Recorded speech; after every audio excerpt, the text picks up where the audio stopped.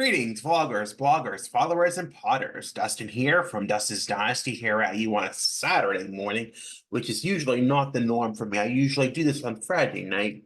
I had an intention, I had plans, but they did get canceled. And that's, sometimes you have to accept that as it is.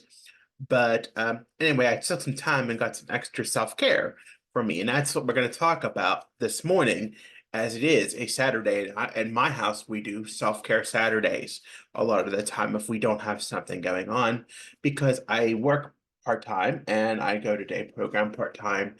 And last week I did go to day program 2 days and I did go to work 2 days. And that left the usual day that I usually do things around the house, or and I did take some extra time to care for myself that day. But nonetheless, I thought, and there was a graphic last week, I think it was not this past week, but the week before, that I had shared on Facebook. And I thought I would, it was Little Puddings and Autism Support Community, if I want to credit that correctly. But I want to take some moments here and share how I practice some self-care with that. And some other things that I may have do to ensure that I do practice self-care, because self-care is not selfish. It's something that is part of life. It's a necessity. I think I've heard it enough times in the past couple of years. I've ever so more heard of it from, even in my weight loss group, we talk about self-care. But really, I think for myself, I have to relate to it as an autistic person because my brain operates differently and I don't see self-care in the way that others see it. So we're going to go ahead and go through some of these, but I want to explain how they affect me. And the first one we want to talk about is saying no. I always have a hard time saying no, but I do it and I do it well. And it's taken me a long time to say no. It's hard for autistic people to say no to things, especially if they're passionate and they care about things that they want to do. But sometimes things are just too much for them and they become overwhelmed, overstimulated, and so forth. And it can be hard to say no. And it's just taken me a long time to say no to things. But that is a way of self-care, and saying no to something gives you that little bit of reprieve, and it also gives you that bit of empowerment when you say no. Along with that was setting boundaries. And probably until about 3 years ago, almost 3 years ago, I had not learned to set boundaries around things, people, and things. I gave into everything. I was the typical vulnerable autistic adult who gave into everything. And it just happened. And I don't know how to explain it. I think I went to support groups through NAMI at the time. But what happened was it just sparked this light in me that I had to set boundaries around people and things that I didn't want to do and things that were bothering me. And people could tell those things were bothering me. And yet I would not listen to them. And continually to this day, 3 years after the fact, I still have to set boundaries. Professional, personal, ethical, all those sort of boundaries. And it really helps. And it's part of self-care because you're really caring for yourself and saying, and it's another empowerment thing, but you're feeling good about it too. Alone time. I think, that has a lot to say about, alone time. You can draw your own conclusions to that. You can, if you're an adult, especially, alone time can, it's really powerful. Now, granted, there are times you can be with a friend and enjoy time with a friend, but I mean, alone time is just time for you to think and really calm down and really, get into, your place and really be happy for yourself for once. But you shouldn't dwell negatively on things. You shouldn't bring things up that you can't change, or you can't make amends with that immediately. And that has taken me a lot to understand that it is okay to have alone time, but you can't dwell on things that you can't fix. You can't dwell on things that can't change. And that was a big step for me to accept and be willing to accept and move on from, because it's not always easy, when you're in your own thought process and you're not alone. You can't think about you constantly think about things, but you can't control them. The same can be said for a safe place.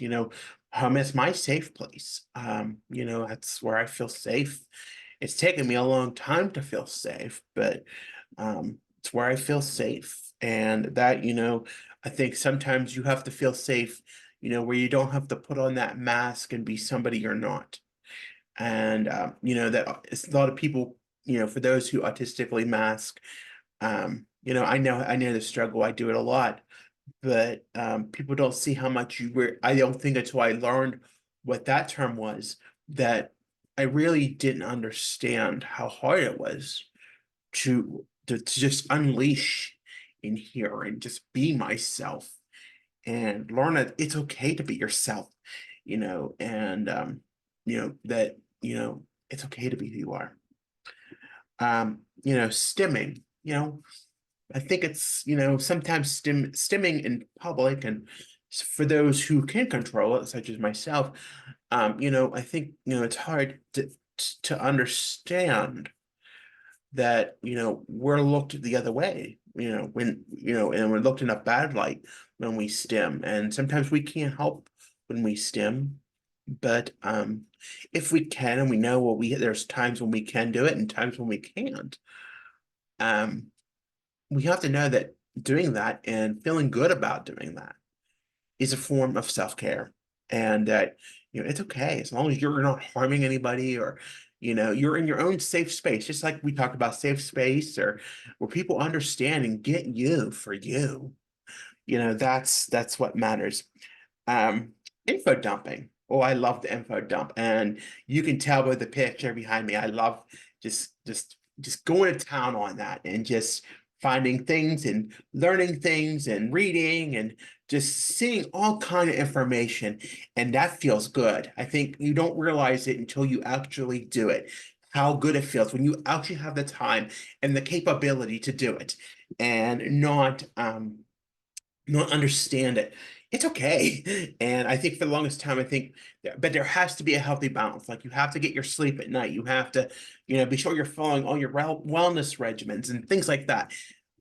You have to be sure that you're doing that too. But there's also, when you have time and you have downtime, you can info dump. And that means, to people who don't know what that is, you can just browse the internet or read books or do whatever, or you watch YouTube, or do whatever you need to do to find information that you really want to find information about. Resting, I think that's good. I slept in this morning. I went to bed early last night because it's been a long week, and I hadn't done a 4-day week in a while, but I felt good. It wasn't preposterous and it wasn't overwhelming, but it felt good to get some rest too last night, and I'm truly appreciative for that. It's hard to get moving once you get started in the morning, but we're moving and heading in the right direction. I know I have to get the vlog done. I know I have to get the newsletter out, the new e-blast out, and start next week's e-blast. So we're at least heading in the right direction. Um, the next one, let's go with sensory. Let's see. I can't see. Researching new interest. It's always good to research new interest, because you're going to get bored with the same interest over and over and over. I think sometimes you have to look at new things and learn about new things. But there's nothing wrong with that. And it's cool. I think it's cool as an autistic person, but people may not understand one thing over the other. But that's, I think that's a good way of self-care and feeling good. Um, and engaging in their special interest. That's another thing, just getting involved in those, and working and just spending time researching and spending time, that's self-care for you. Sensory safe clothing. Sensory safe clothing is sometimes you just don't feel like having to wear the same thing. Now, ironically, I like to wear jeans. Now, I know many autistic people are not into that sort of thing, but they provide a sense of safety and a sense of comfort for me. and I wear them all the time, to be quite frank with you. If I'm wearing gym shorts, it's very odd and it's very strange for me, but wearing jeans provides me that sense of safety and that sense of comfort that I so need. Um, and just, and then the last one is rewatching or re-listening to songs over and over again. And I love Amazon Music. I will preach it till the cows come home because it is just amazing. And you can type up a song and you can listen to it over and over again. And you get your day going and it makes you feel good. And that just makes you feel so good. So I didn't want to get on here long because I know it's Saturday morning and I slept in and I know people are looking forward to my e-blast. So I just wanted to share those feelings because they were on my mind. And with it being self-care Saturday, we gotta hit it off right, people. So that being said, I want to thank you for listening. Be sure to follow me, like and subscribe to this video if you haven't already. Be sure to follow me on Facebook, Instagram, X, and Pinterest at Dustin's Dynasty. I'm on the web. That website is dustinsdynastyusa.com. And I'm on Linktree. That handle is Dustin's Dynasty. Again, I want to thank you for listening. Take care of yourselves. Take care of yourself today. Have some self-care. And be safe out there. And we'll talk to you soon. Bye for now.